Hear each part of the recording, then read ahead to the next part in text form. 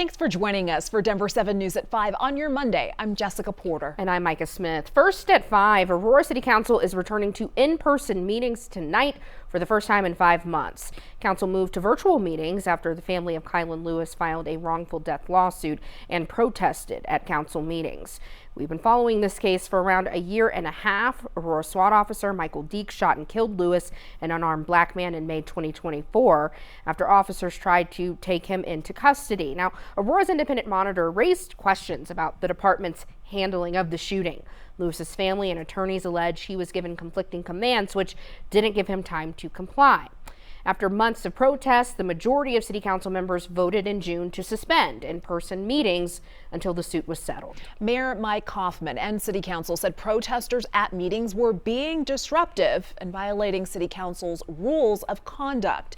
In July, following backlash over the decision, council brought forward a motion to bring back in-person meetings, but it failed. Some council members in opposition hosted an in-person gathering in September, but this wasn't technically a city council meeting.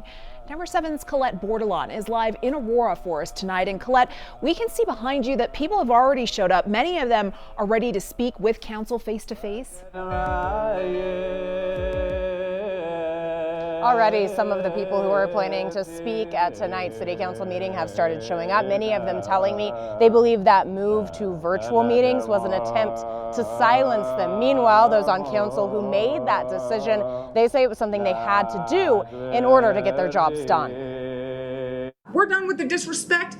Go in every direction. We're done. We're going to conduct city business. Anger inside Aurora City Council chambers this year stemmed from May of last year when an Aurora SWAT officer shot and killed 37-year-old Kylan Lewis, an unarmed black man. I am the mother of Kylan Lewis. How has your life changed since then? It has changed drastically. If you can even imagine life without hearing the voice you have heard for 37 years. One who always called multiple times a day. LaRonda Jones and many members of the community came to Aurora City Council again and again with a message. Our message is things have to change. They must change. That means laws must change. How has Aurora City Council received what you have been telling them?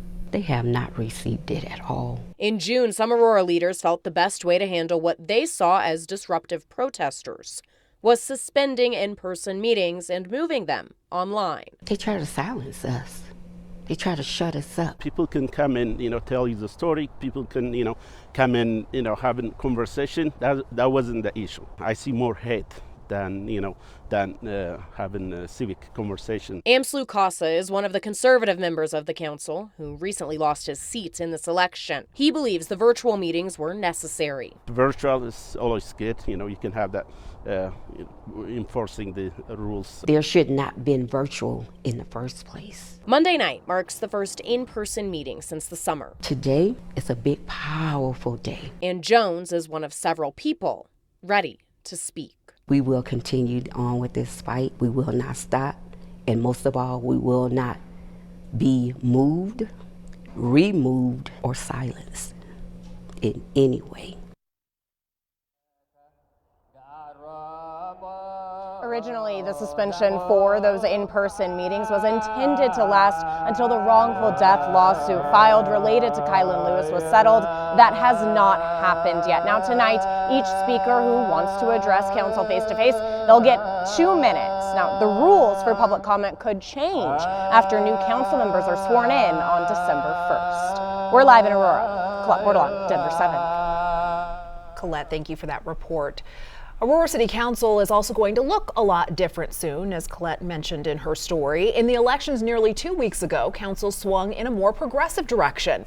In the at-large race, Danielle Jurinsky and Amslu Casa both saw that their seats were voted out. They lost their seats. Progressive challengers Rob Andrews and Allie Jackson will take their places. And in Ward 2, Steven Sundberg lost his seat to challenger Amy Wiles. The new members will start next month.